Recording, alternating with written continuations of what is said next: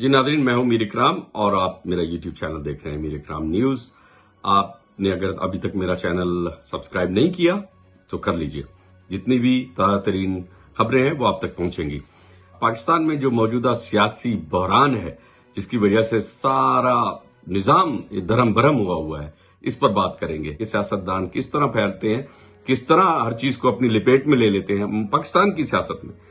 تو ادارے ان کی لپیٹ میں آئے ہوئے ہیں، جب تک نظام نہیں بدلیں گے یہ اسی طرح چلیں گے، اسی طرح عدالتوں کو اپنے بھور میں لائیں گے، اسی طرح فوج کو اپنی بھور میں لائیں گے، اسی طرح عوام کو اپنی بھور میں لائیں گے۔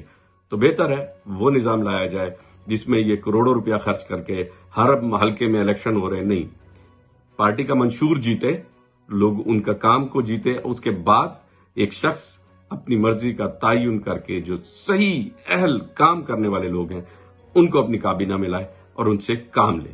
یہ ہے سارا سلوشن پاکستان کا۔